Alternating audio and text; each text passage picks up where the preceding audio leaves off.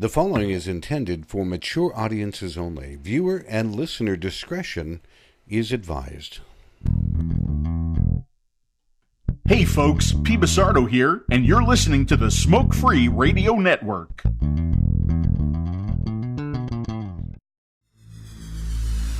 That was interesting.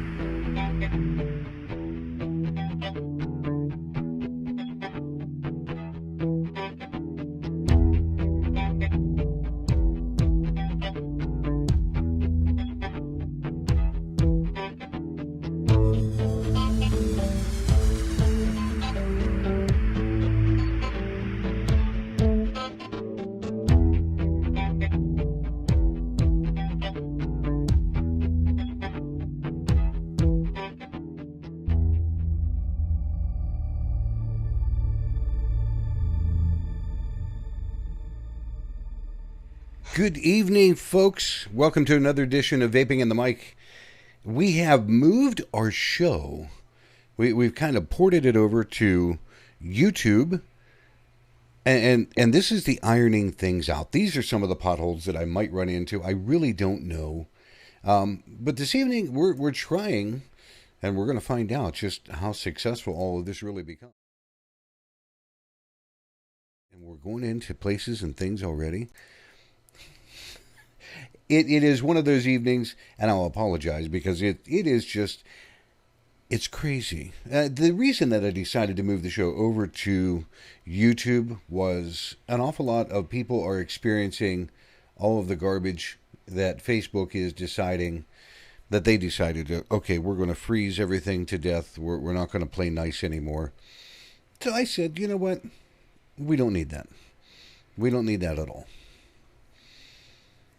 So, we have poured it over, and hopefully the people in Facebook are going to be able to catch up with us on here. This evening we're going to kind of bounce around through a few things because, again, ironing out some of the short strokes of things. But this evening, I have a gentleman that's been with me a couple times before that I thoroughly enjoy, coming all the way from Vancouver, Canada. If you would, please welcome Mr. Bill Tarling. Hi, Mike. How you doing? Well, I heard you had a new policy that everyone had to show up with a shoe on their head. Otherwise, they couldn't be a guest on your show. So, was it a Sketcher? They only make Skechers in little girly feet size for Phil. They do not, and I checked. They do not make Skechers in my size. That's my 19. It is one of those things that you would find, I'm sure, would be. I would actually try wearing a pair, and I told Phil if he can find a pair in my size. But I checked, and they don't make them. So I get to stay young. I'm not even going to say anything to that. Hopefully, we get some people that will catch up with us from our Facebook page. And it's going to take them a little bit of time to get used to not only a new time, a new page, a new channel. Hopefully they'll be able to catch up with us. Anyhow. I think it should probably run smoother, though, 'cause I've noticed a lot of streams really struggling with Facebook, stalling out, dropping connection, having to restart 4 or 5 times. It was never made for it. YouTube was made for videos. YouTube, it really wasn't made for that function originally. Yeah. So. And that was the one thing. You said the other night that you had caught somebody, they were trying to do a live show stream on Facebook. And 10 they made it seconds before they went live for their show. Yeah. And it just went, screw you, we're not doing this. And that's why I decided it's time to port back over to somewhere where I can actually throw a good quality portion, because I'm looking at YouTube right now. And yeah, I see the lag. But just the video quality, going back to YouTube, is amazing compared to what Facebook was doing. Well, don't forget, Facebook also, it's not meant for broadcast videos and everything. It's made to play it in a browser on the phone. So they just crop down the resolution as much as possible. Plus, they don't want full-size videos appearing on there. So, yeah, they drop down the resolution. That's one of the things, at least with YouTube, you can then set it for whatever person. If they want a lower resolution, it'll do the step down for them. And then when you pour it over to the link over to Facebook, it can actually play back the full resolution video because it's not actually playing it through Facebook on its actual storage. Now, that's something that I'll have to work on, is being able to play back. I sent the link back to Facebook. Maybe some people will come and check us out. But how to get it to play back is something that I'm deathly unaware of. But we'll work on all of that as we go along. This evening, ironically, though, I wanted you posted a lot of things. For the folks that don't know, Bill runs a Facebook page called Vape Distortion, and he keeps track of major headline news from not only in the U.S. and Canada, but around the world, so that you can actually see how things are becoming affected from country to country, or you can see broad strokes of things that are going on, like in India or Dubai or anywhere else. And I find a lot of that interesting. How you manage to keep up with that, Bill, is beyond me. I really don't know. It's exhausting. I don't know half the time either. I start losing track. Like, did I already cover India? Oh, wait a minute. Was that Australia? Or was that Canada? Or was that US? And which states have I missed? There's so much that you keep on there. But there were some stories in there that tickled my fancy, and it really made me stop and think. So I'm like... It's always fun to tickle your fancy. Oh, I'll tell you. You got a very nice fancy. The very first one that I wanted to talk about, and I'm going so because I don't want to mess up anything on my side before we get it to YouTube. The California convention had a very unique sponsor for the Democratic convention. They had Juul, and people went absolutely ballistic about this. And what's on the screen right now is California Democratic Convention brought to you by Juul. And now, I have not read all through this, but I have watched a lot of people having an absolute cow because Juul is one of the things that they're trying to stamp out, and yet here they are accepting this massive donation so that they can have whatever party they were doing. What was even funnier was at the convention when that was brought up by some of the parties who weren't quite happy about that happening. Mm-hmm. And they said, but how will we replace a couple $100,000 that we're getting from them? So it's a case of like, we want you gone, but could you leave us your money? Yeah. Yeah, there's the quote right there in all of this. So can we put you on a subcommittee to replace the money that we're not going to take? So we'll have to raise a few $100,000. And they said, come on, it takes a lot of money to run this party and make sure that we win. Folks, this is something that they have been complaining about for so long, and now they're taking money from it. It's like, what the hell is this? That was the first one that caught my attention. Are they just blind? Do they not care anymore? Money's money. If we don't have to pay for it, somebody else will pay for it. Good. If they're stupid enough to give us the money, then sure, we'll let them do their ad, because who would ever hear about our convention outside of us? Yeah. Oh, wait a minute. Because we made such a bonehead move, it hit the media. We didn't want that to happen. Yeah. And what got me about that is people got pictures of, and I wish that I would have captured that, people had pictures of their screens behind the guest speakers or whoever was speaking that said Juul right there on it. Mm-hmm. And I'm like, okay, this... But again, they didn't expect much media coverage, so they figured, who's going to know? They got more media coverage than what they anticipated, I'll tell you that. Yeah. Mr. Fig feels good. Hi, Fig. See, we're going to get people coming in here. It's going to take them. It's going to be a bit of a change for the people. Yeah. But I've got a feeling you won't have the same number of dropouts or shutdowns. So I'll tell you what. That makes the difference.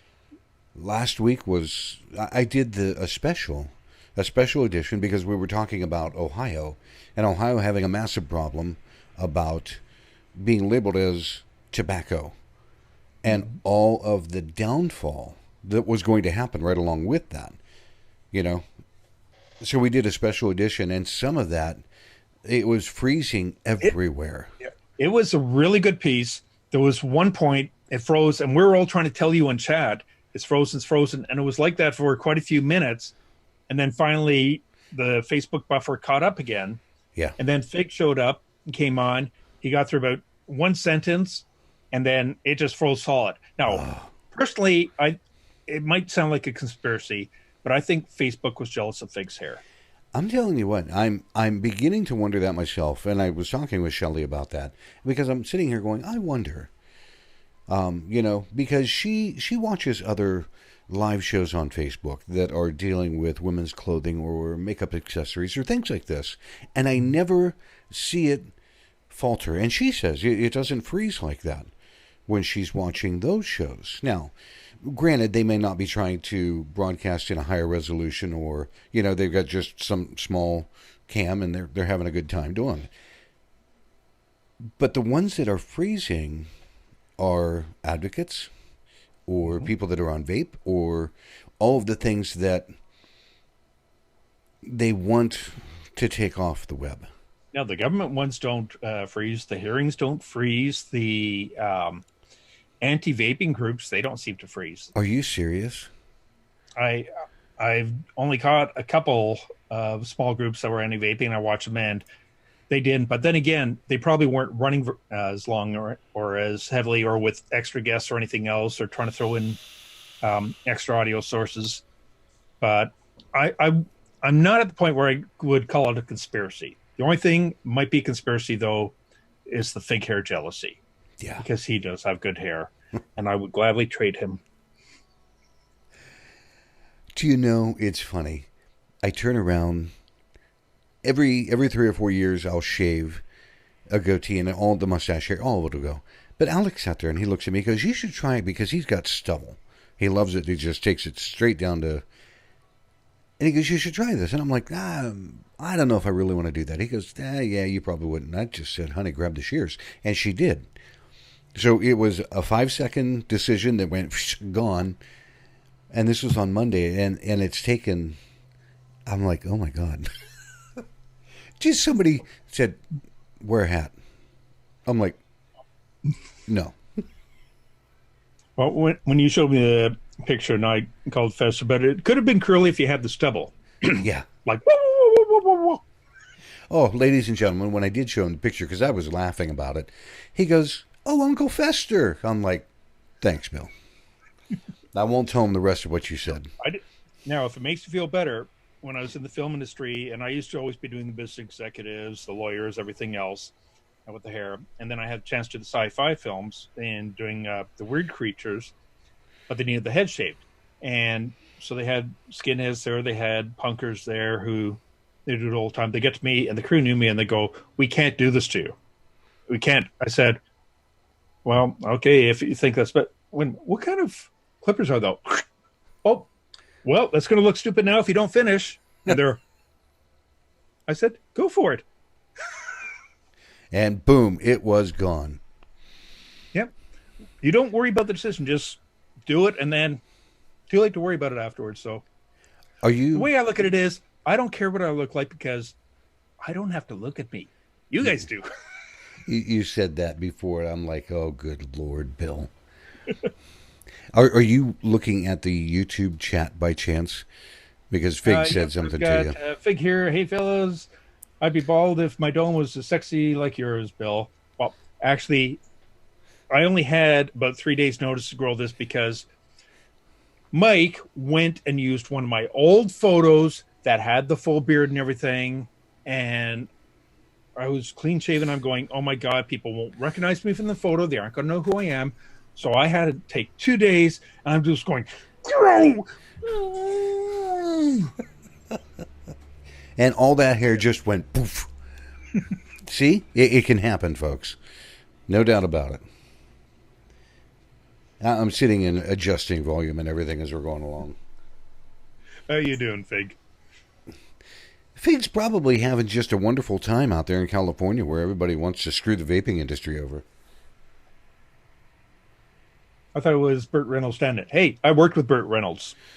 And I don't want to get into a lot of the film stuff. We can always save that for your end of year show, but one thing that was fascinating with him when he was alive, got a chance to work with him. Even in his 70s, he was doing his own stunts of the horse rearing, the fall off the horse, and the horse charging. He was still doing his own freaking stunts. Wow. And most of us, like, we're all around and we're supposed to be like trying to protect from an attack and stuff. And we see him doing that. And even during the shot, all of us were just like holding our breath, like, I hope he lands right. And multiple times, you got to give him credit. Like, no, it wasn't, okay, I'm old, or well, I don't want to. He was doing the hard stuff I wouldn't do. Wow. He was a hell of a guy, I'll tell you. And he was one of those people. Super nice. Really, really nice guy. He had that reputation that people either loved him or hated him right off the bat. But I think most everybody loved him. He is very, very easygoing. Hell of a worker. Like, even like we're in the really hot forest and we're in full, like, almost like semi-type of Roman-type outfits, warriors, and we've got all the pads and all the furs and everything else. And they go to take off, like, his cloak. He has on the heavy cloaks, the fur cloaks and everything else. And they said, well, here, we'll take it off. He goes, no, everyone else has to suffer. I can put up with it too. Why have them stand around for an extra 10 minutes just to get me reset up again? Wow. He says, I'm not going to make them wait an extra 10, 15 minutes in the heat just for me. Yeah. Huh, unreal. I'm going to move to our second piece of news here. Because this one, I think, as people catch up, and they catch up on the podcast when I get put all together later on, Beverly Hills has now voted to outlaw tobacco sales. But they left cigar shops, 3 cigar shops in Beverly Hills, in place. How? And explain why. Explain why that was brought up. That's what's really nasty. I'm listening. Oh, you didn't know?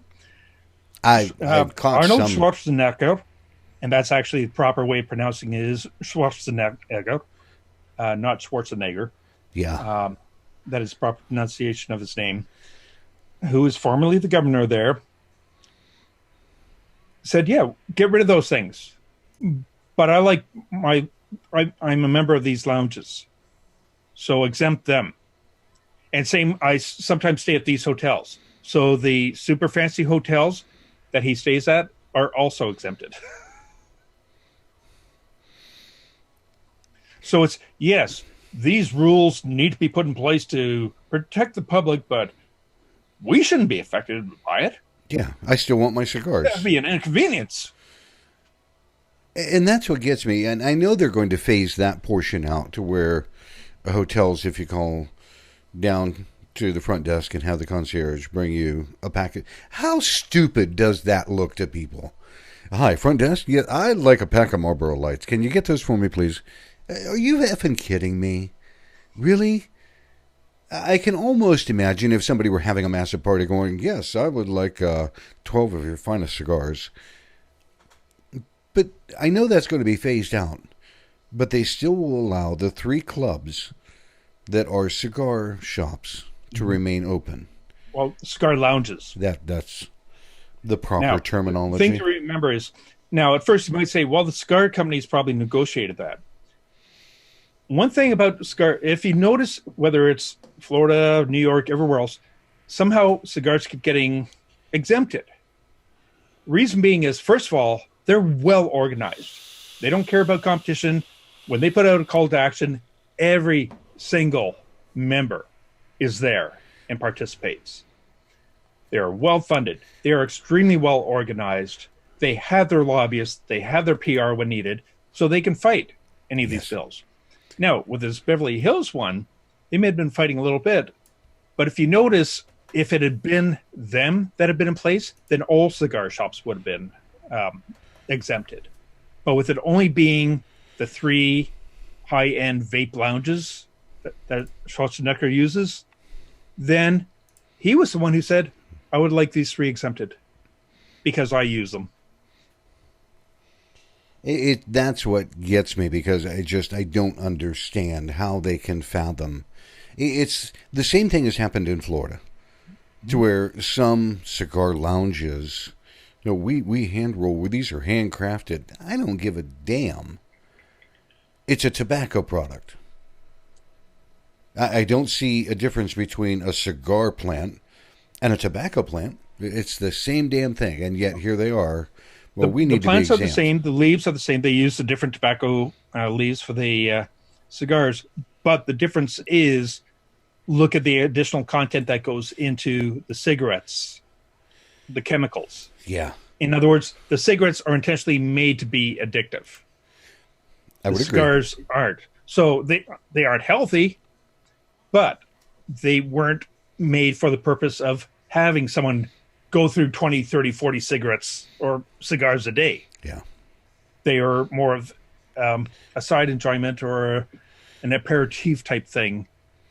Whether good for the health or not, of course, it's still combustion, so it's not really healthy, but that's why there is a difference between cigars, though, and cigarettes. Cigarettes were intentionally made to be sold in mass quantity and mass addiction and mass consumption. And when you're talking about that, there was a point that somebody brought up that I had no idea about, that cigarettes actually contain sugar. Yeah. Which is another type of addiction.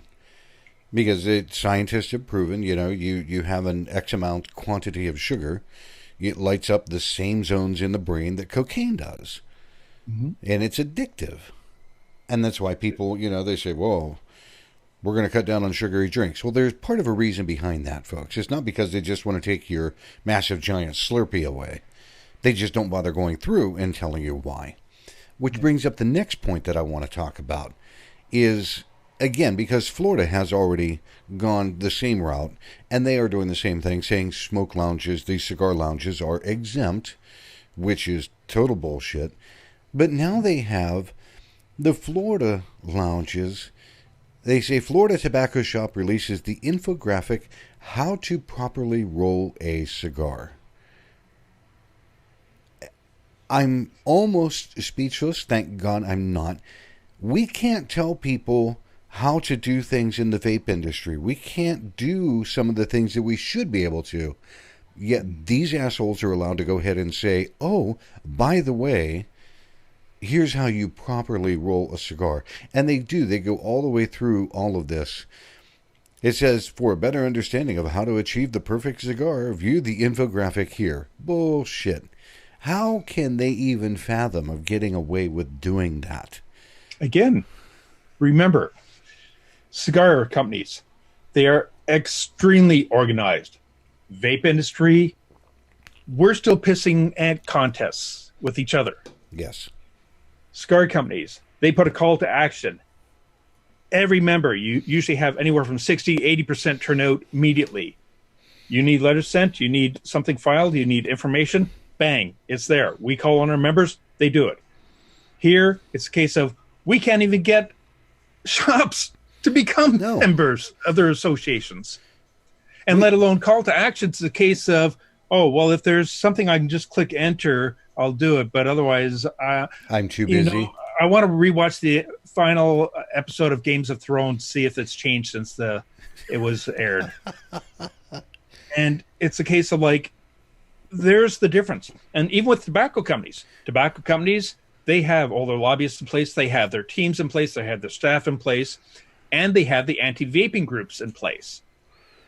And they fund them as well. And they say, here's what's coming up. And that's why you'll find, like, even Campaign for Killing Kids flip-flopping back and forth between, well, yes, we support this, we support it. Okay, we'll pass it. Well, hang on a second. We don't like this one change, so maybe you should just drop it. Why? Because they can keep it going longer. They keep them in business. And that's the whole thing. In the meantime, the longer it drags out, the more advertising Big Tobacco gets. Same thing with Juul. All the negative press, they want, put it this way, is two stoning a verb? Because juuling is. Yeah. No, two stoning is not a verb at all. So with all this negative press, it is a accepted verb in the dictionary now. Juuling. that's a topic that you and I, many people, you say Juul and it becomes it's the buzzword that is very divisive. You know, it creates division right away. It polarizes people. That's what I'm trying to think of. Because everybody's going, well, Juul's so horrible, we got to get rid of them. They're the enemy. And folks, look, Juul is a product. It is a product that fits a category, and it works. Everybody in the vaping industry turns around and we all say we need to get people off of cigarettes and vaping. Guess what, folks? They created a product that's damn good at doing that. Now, does it have adverse effects? Yes, this is where we come to a point that I don't like Juul. But if I have somebody that has a cigarette and, here, try this, it's a Juul, I really don't care for it, I'm going to show you something better, but at least put the cigarette down and have a Juul. Now, a lot of people make the mistake of saying, oh, it has to be accepted because it's still harm reduction. Same with, we have to accept IQOS because it's harm reduction. We've got to get out of the mentality of we automatically accept something strictly because it does have a harm reduction quality. Those are two different battlefronts. They both have similar goals, but they are two separate battles, and we keep trying to combine them. Now, yes, they're harm reduction. Myself, what I'd like to see, every convenience store, every gas station, every regular mom and pop shop, all around the globe. I would like to see the Juuls. I'd like to see the IQOS. I'd like to see any of these closed systems, any of the first generation e-cigs closed systems. I would love to see them in every one of those locations. I don't like Juul, but they are they are a business. Secondly, we can get to it later if you want, but their whole marketing was intentional for one purpose only, and that was the big tobacco sale. Yep. From their first e-cig product that they had previously, they had learned, what do we need to do now in order for our next one, which was the Juul, to get a bigger offer? And it was a case of, you need to use the big tobacco marketing, reach that market, go for that product, keep it to that restriction of addiction. And so they marketed it very, very specifically for big tobacco users, knowing that they would get the market from there, and that would draw the biggest offer. And as you notice, they waited a few extra months, and it went from 2 billion, then suddenly jumps up to 15 billion. They weren't selling Juul or their share of Juul to big tobacco. They're selling the market. Plus, it also opens up the doors for the tobacco companies, Altria. Until the Juul and that deal, you didn't hear their name mentioned nearly as much, but once afterwards, Altria branding is in all the headlines. And Altria is doing this, Altria is doing that, Altria is doing this. Yep. And it brings their visibility up front. And so that was the whole purpose of that. And that's why when they say, it has 74% of the industry, the government's admitted they didn't check with any vape shops. That was strictly C-stores, gas stations, those market areas. No vapor stores whatsoever were even checked. And the government admitted that. But that's how they get their figure. So they actually aren't 74%, but they are 74% of the general market, the casual market for that. And they absolutely blew up. Mm-hmm. Don't say blew up. Nah. Every article says, these things have just blown up. The whole vaping industry has become so explosive. You remember the nightmare we went through back with the batteries then? See, people are saying, and even Altria's investors are going, hey, you might have paid too much for what you bought and what the share that you... No, they actually didn't, because as well as I do, and when the time comes, that they're going to go ahead and pick up the rest of Juul, and it will become an Altria product altogether. People don't seem to know too much about their contract, but it has been leaked from the memos and in a press interview that they will be having board members on Juul. Yes, voting position board members on Juul. They had to wait 6 months. So when they say, "Oh no, we're arm's length, we're completely autonomous, we don't have anything to do with," no, they're going to have their board members on there. Part of their exchange was for Juul to be put in. It started with 20,000, but the goal was 70,000 locations where Altria have all their tobacco products. It would be sold alongside with there.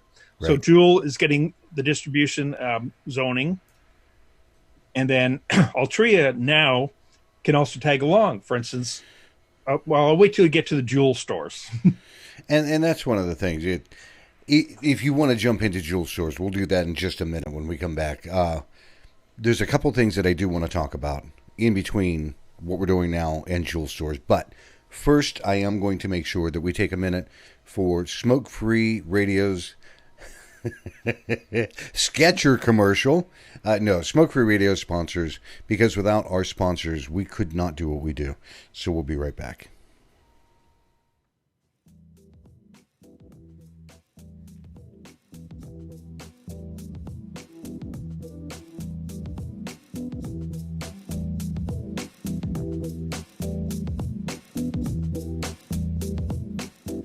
Hey now, this is Dimitris Smoke-Free Radio reminding you to please show some love to our wonderful sponsors. Without them, there would be no Smoke-Free Radio, and they are as follows.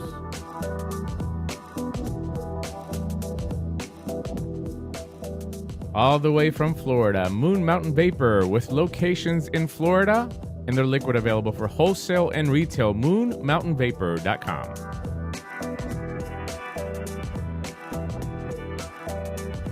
Some of the best custards and tobaccos on the market from the Brickwills Vaping Company.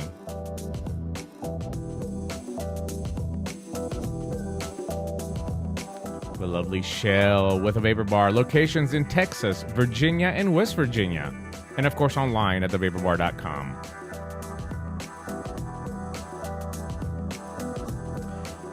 And who says you can't have award-winning e-liquid without cartoon characters? That's exactly what you're going to get at theplumeroom.com.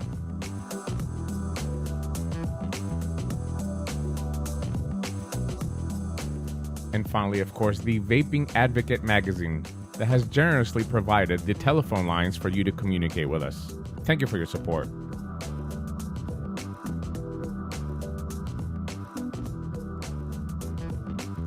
And finally, for you, the listener, don't forget to check out the coupons and codes page on Smoke-Free Radio. Pick up some e-liquid and save some money. From all of us here at Smoke-Free Radio, thank you for your continued support.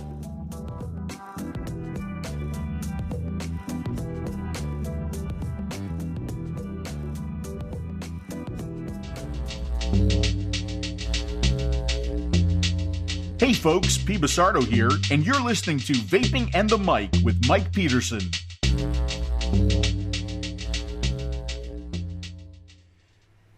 Coming back from our sponsor break, guest this evening is Mr. Bill Tarling all the way from Vancouver Island in Canada. He's not even in the States, folks. And I'll tell you what, this is one of the guys. He runs a page on Facebook called Vape Distortion. You want to go check it out if you are interested in any kind of information when it comes to practically everything for the vaping industry. It's really amazing what he is able to take and pick up and do with everything. But he knew stuff about my area even before I knew it. That's how much this guy stays on top of things. Bill, we were talking about Juul, and it does segue directly into what is getting ready to happen. The FDA has now passed the PMTA for IQOS, which, again, it's not a vapor product. It's a tobacco product, folks. It only heats tobacco leaves or particles until a certain point that it doesn't catch fire. Let's say that it smolders, because that's exactly what the hell it does. It smolders. It's taken 2 years for them to get that passed to the FDA. And you got to remember, the heat not burn is not something new. If you remember on Vape Distortion, I posted about the article from 2005 for the nicotine study. Mm-hmm. And right in there, they talk about the heat not burn products. So they had been around. So even if something happens and they have to go to a grandfather date, they would still be available because of that grandfather date, because they were there in 2005. That gets me, because if they back it up that far, they still have a product that's available. But now that the FDA has put the IQOS through its system, it's going to be hitting markets in a very huge fashion. But what you need to know, will you be able to get IQOS at some convenient retail places? You'll probably be able to get the packs, maybe the main system. But what IQOS does is they set up their own store. Just like, and they try to make it look as appealing like an Apple store as they possibly can, to where they have their customer service people. When somebody walks in the door, they've got a customer service person that's on that guy right now. Take them over, sit them down, and begin talking to them about IQOS and all this other stuff. They don't screw around. They are, let's take care of you, but they do it in a high-end, like a boutique fashion. Now, Juul all of a sudden wants to do the same thing. Juul is already talking about coming out with their own stores, and that... They've already started hiring for Texas. Are you serious? Yeah. God, I didn't even know that. They're taking applications for hiring for Texas. They say, we haven't decided if we're going to do it or not, but we're taking the applications. We're looking at hiring people now. And Texas will be their first ones. Texas. Now, what gets me is a lot of people said, well, if all they're selling is Juul, they won't be able to survive. I mean, we can't survive only selling 2 or 3 juices or anything. Got to remember something. First of all, the money isn't in the device. It's in all the pods. That's where you make your money. Yep. The shops that carry it really don't have a very large margin on there. As a matter of fact, Juul has one of the worst profit margins for the shops. But they're dealing in mass quantity, and since your neighbor has it, you need to carry it too. So they got wide distribution. And people are going, well, then they're going to have to close down all those shops. No. They will have their main front store as their main location. When they're closed, hey, 24 hours a day, you can go down the street to the convenience stores, pick up your replacement pods. As long as they've got you going everywhere, that store is the storefront to make sure, 1, keep you away from vape shops, 2, bring you in there, get you sold on their product rather than something else. And I kept warning people that Altria and others will use that shop then for their own branding, because they can't do their advertising, promotions, and branding in normal areas. But they can in there. For instance, Altria would be able to put in some of their branding because it's inside an adult shop. Yes. And what happened is IQOS already has a deal for distribution with Altria and Juul and so forth, so they can be brought in. Altria also just bought out a company very similar to Snus as well. It's called, company was called Burgerson, and it's the little tobacco pass pieces that could be carried in there. So they could become their own distribution and promotion center. In the meantime, you don't have a big shop near you. Hey, you got all these convenience stores. And convenience stores, we're helping you by doing the sales pitch for you in our own professional shops. And so they're getting that because they know that you might buy the original from there, but they know as you're traveling, every single convenience store you go to, you will be picking up what? A Juul pod. Yep. And that's the one thing, because it is true. It's the consumable that is what people will continue coming back with. You own a vape shop, your juice, your coils, your consumables, your cotton, wicks, whatever. That's where your bread and butter's at. Yes, you do make money on hardware, but it's not your bread and butter.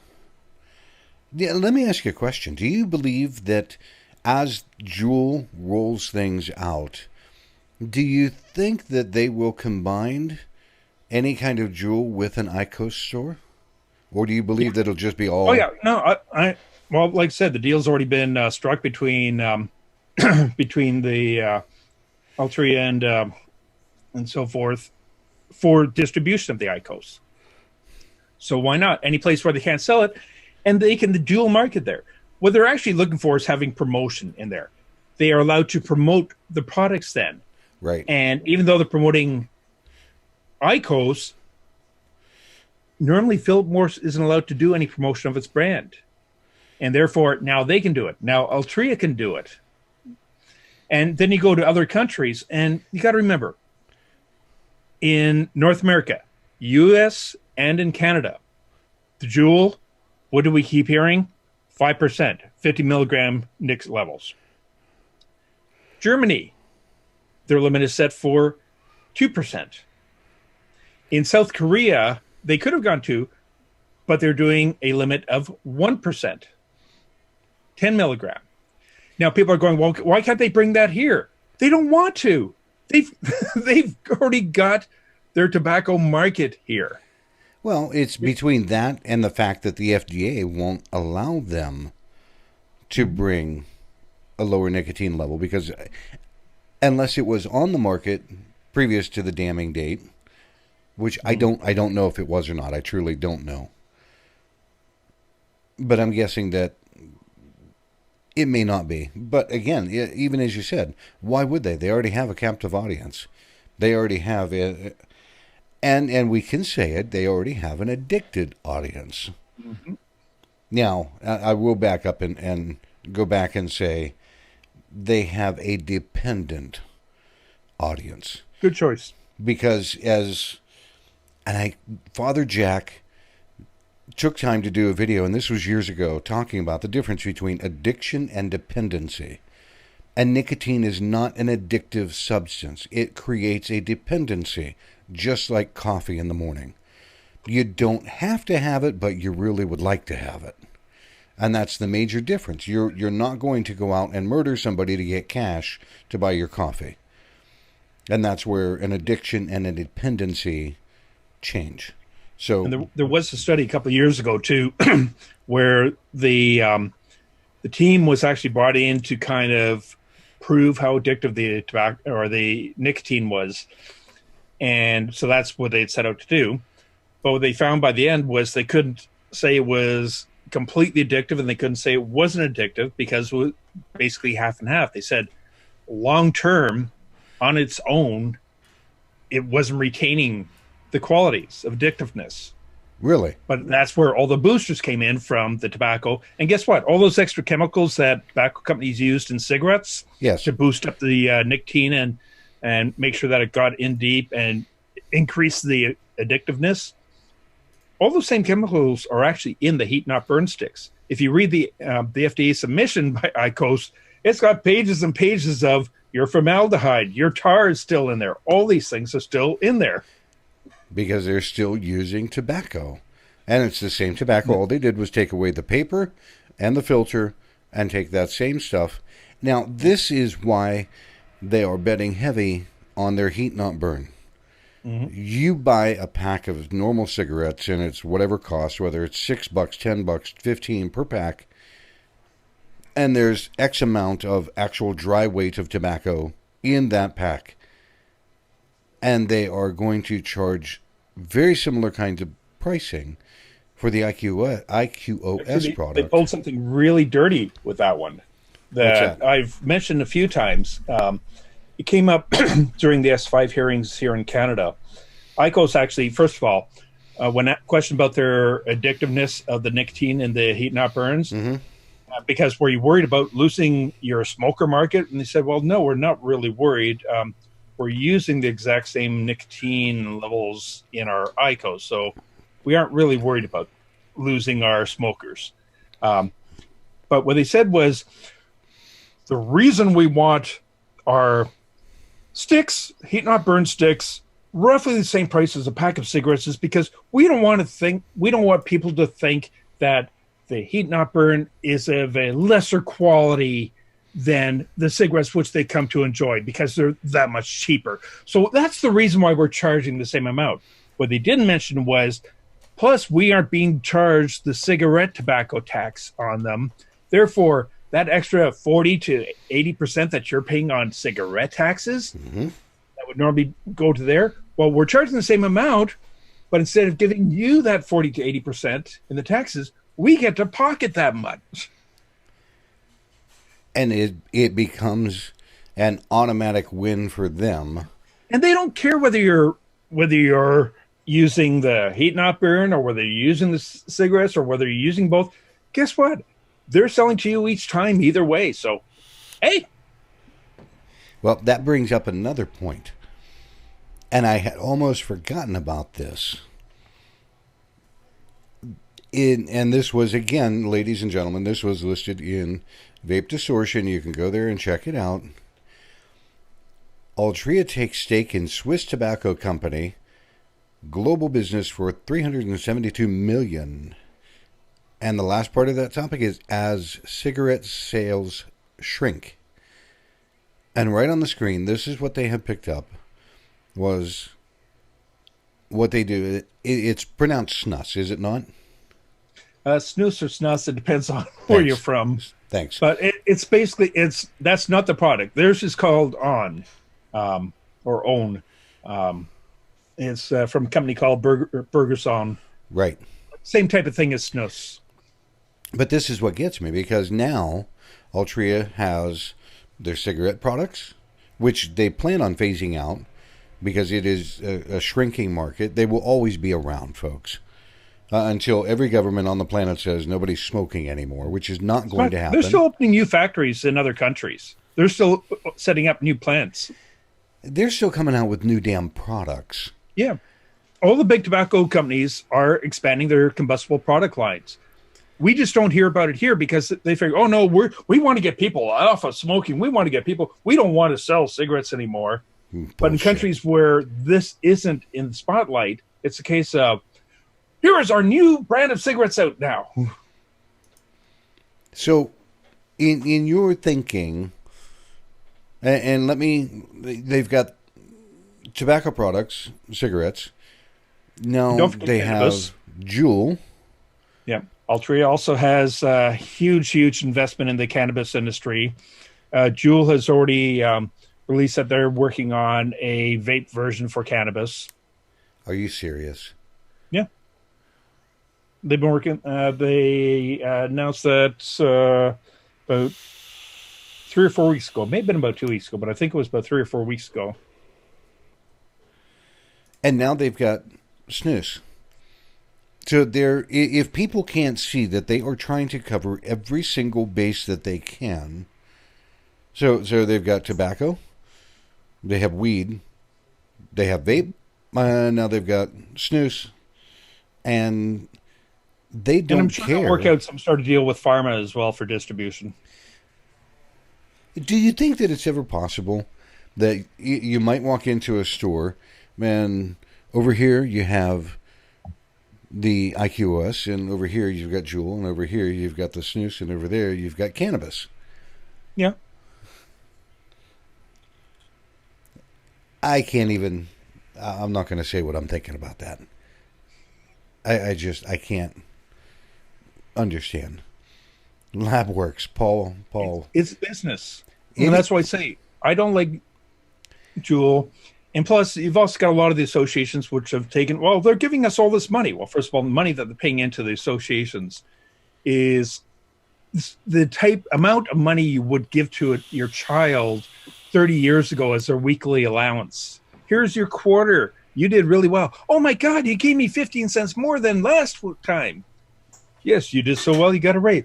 That's basically the chump change, which is. In the meantime, we're going, but they're giving us money so we can fight. They're on our side. Bullshit. It's marketing. Now they get credibility. They get to say, oh no, see, we're part of the association, all this. In the meantime, as soon as they go into hearings, you know something, we really should get rid of these flavors. Yeah. They should be restricted strictly to such and such shops. Get rid of those. And people really only need the menthol, mint, and tobacco. Gee, what does Big Tobacco sell? Oh yeah, tobacco, mint, menthol. That's it. People. Coincidence, isn't it? Yeah, it's amazing how that happens because people don't know. I've got a question for you. Sorry, go ahead. I've got a question for you though. Okay, people don't know. They saw Juul had melon and cucumber and a couple of other things. What a lot of people don't know and people have the products because they got the early pieces or they bought them. Is Jewel went into chocolate. They went into jelly, they had like 50 different flavored pods. And I guarantee you, pretty soon they are going to be selling all of those flavors overseas. Meanwhile, back here in the United States, well, we trying to protect the kids. We don't want that to happen. It's just like you said, bullshit. What's your question, Bill? Okay. Do you ever go grocery shopping with your wife, or do you do any of the grocery shopping whatsoever? Oh, I go with Shelley all the time. So you've been in a grocery store before, right? Yeah, funny like question. A big grocery store. Yep, I'll tell you. Now, you walk in. Every shelf is empty except for 2 brands of tofu. That is the only thing you will ever be allowed to buy for food for the rest of your life.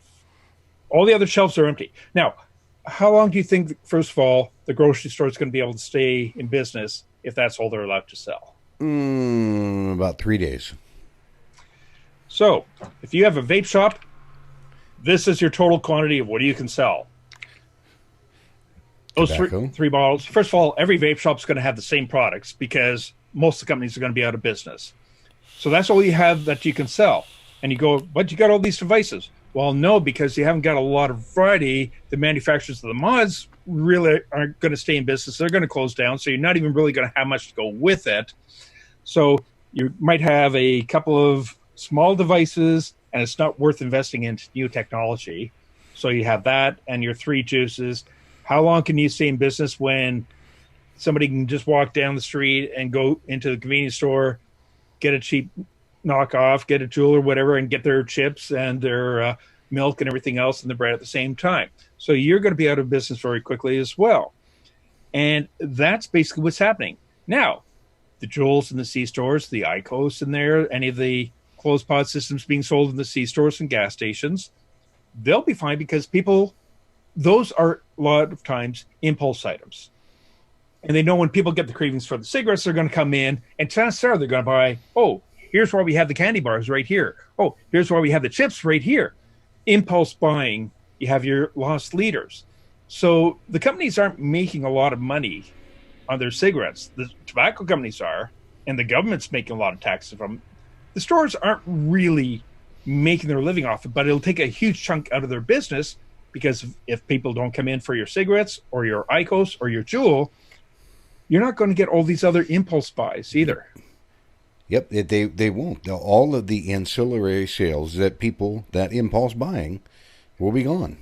But those Jewels and all those devices will still be widely available. So they don't have to worry about, all we have are 2 tofus left on the shelf. All we have are 3 liquids left on the shelf and a couple of devices. Because guess what? You're coming in for those, but you got all this other stuff too. So you can keep your store open. We can't because we wouldn't have anything left to sell. Nope, shops. And what happens then? People only ever know their products. Yeah. And that, folks, what he's saying, that could happen within 5 years, 7 years, to where people don't remember what a mod is. The only people that'll remember are the people that vape. And they'll be sitting here going, oh, God, I wish I could still get coils for my... And for those who say, oh, well, I don't have to worry, I DIY. Guess what? I've got about 200 bottles of DIY flavoring in the other room.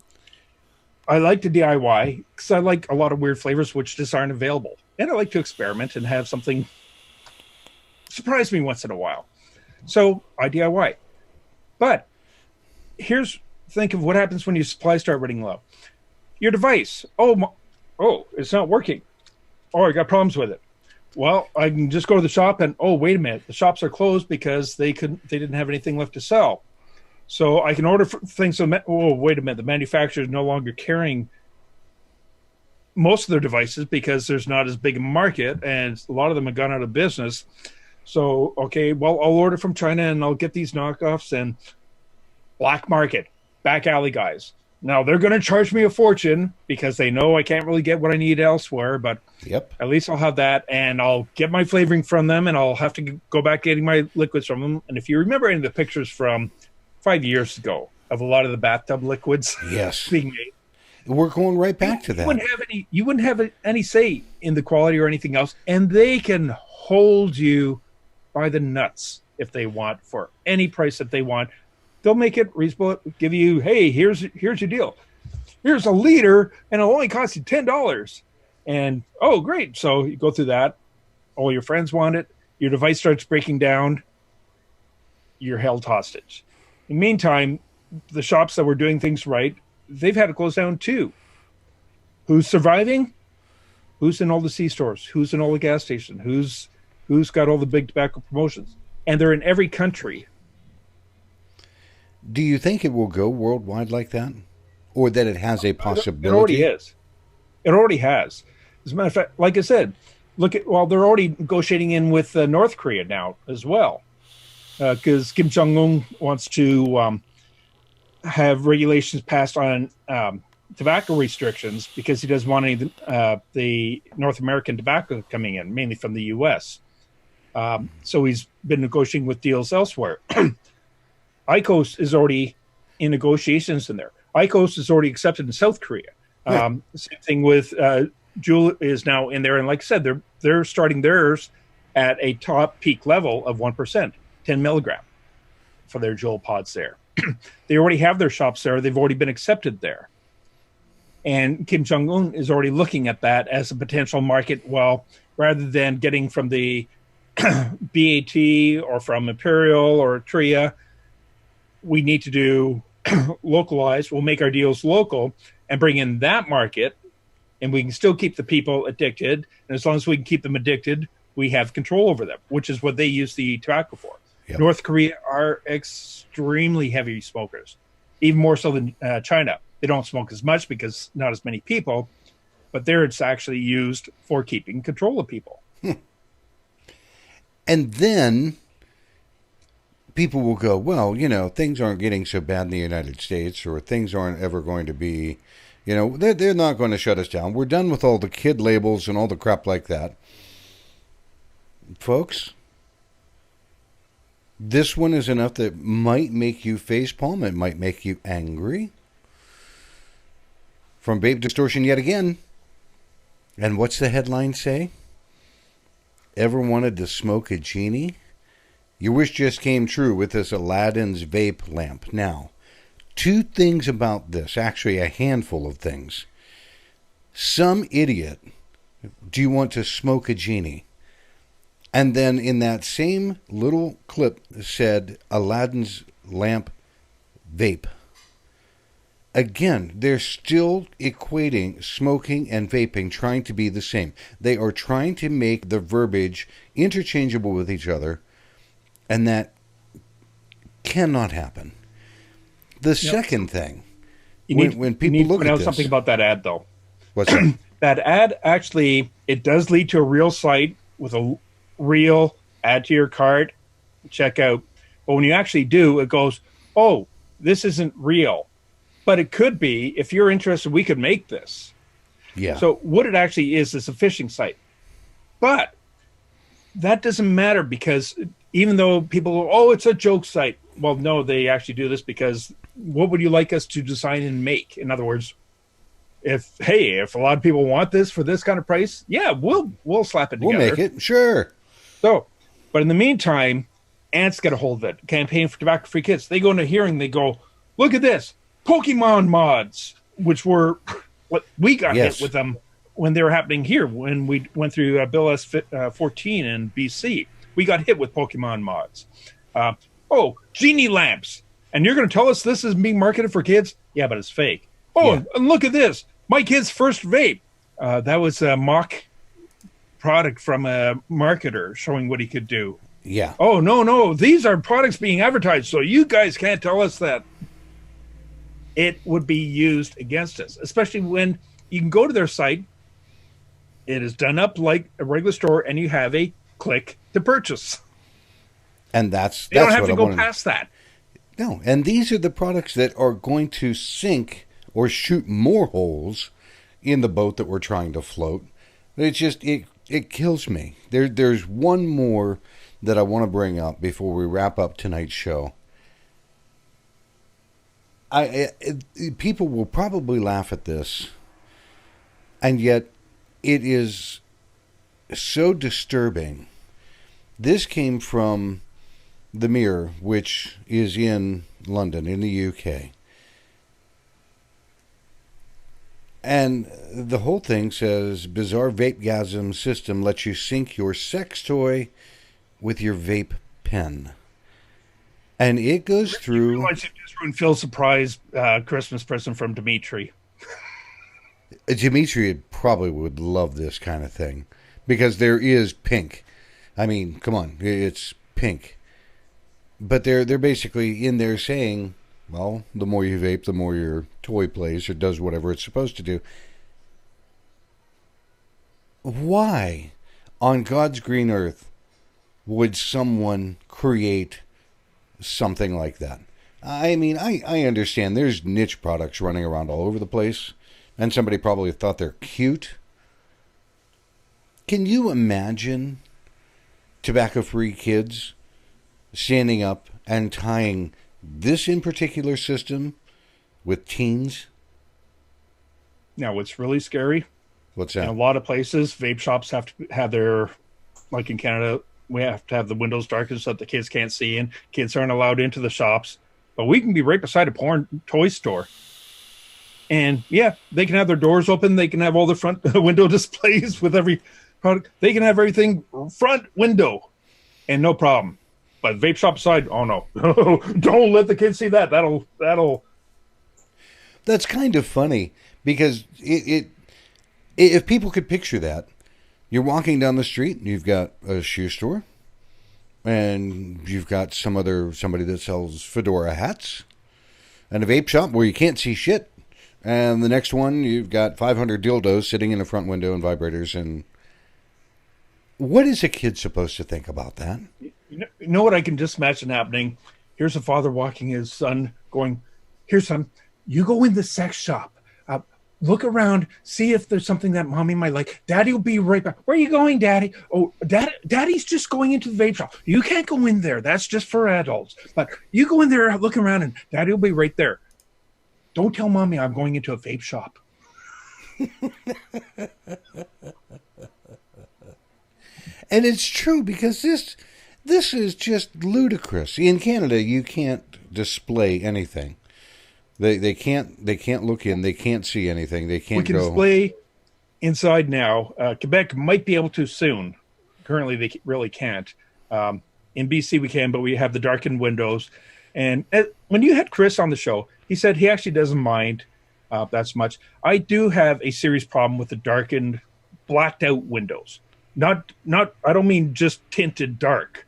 I mean, they have to be blacked out currently here in BC.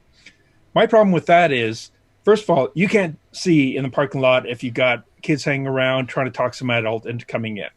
Luckily, Chris at the local shop near me, he's really good at that, and they check ID with all of them anyhow. They actually have the parents give their kids names of, if you find them showing up, let us know, and he does. They will call the parents. Yeah. To let them know as well. But the thing is, think of robberies or burglaries or anything that happens, and somebody on the outside can't see what's happening, but inside you're being robbed without any pressure of someone spotting you taking in. So that safety issue, that alone to me is the critical thing. I don't mind if it was darkened tint, but to have it blacked out, that to me, it becomes a safety issue. Yeah, they can't walk into the fedora with a pistol and say, stick 'em up, give me your money. But they could walk into a vape shop and hold everybody in there hostage and rob the products and rob them blind and take their money and kill people and nobody'd ever know. Yep. How sweet is But that? then again, vaping would have killed everybody anyhow, which is why we got to get people smoking again instead. Yeah. No, we're not even going to go into that one. Ladies and gentlemen, I'm going to wrap up this evening's show. This evening's guest has been Bill Tarling. He is with Vape Distortion, and And honest to God, It's a requirement for guests. that is his honest to God shoe. It is not a prop. Bill's feet are huge. Huge. But he's constantly I'm going making to fun dash them. constantly making fun of Mr. Basardo. But this evening has been... Phil does have nice, dainty, girly feet. I will tell him that too. Coming up next week, I've got Nicole Malloy from Vape Out. She runs a couple of stores down in Florida. And she and her manager, Michelle, are going to be on our show next week, and I'm looking forward to that. But this evening, Bill, thank you for helping me iron out the possible issues that come up with making all the changes from Facebook to YouTube. You've helped me every step of the way. And I'm looking forward in 2 weeks' time. 2 weeks' time, we're going to be coming back, Bill and I, and we're going to be doing a 1-year wrap-up show. In 2 weeks, on the 20th, it will be episode 52. So we've done 52 weeks, plus a few weeks that I was off, but 52 weeks of shows. Then we're going to sit back and kick back and kind of watch and see where we started and how all of that migrated to where we are now. So hopefully you'll check back and check that out as well. Bill, thanks for joining me this evening. Have a great night. You always make it an awesome kind of thing. Until next week, I appreciate the people that popped into our chat this evening. Thank you for joining us. We'll see everybody again next week on another edition of Vaping and the Mic. Have a great night.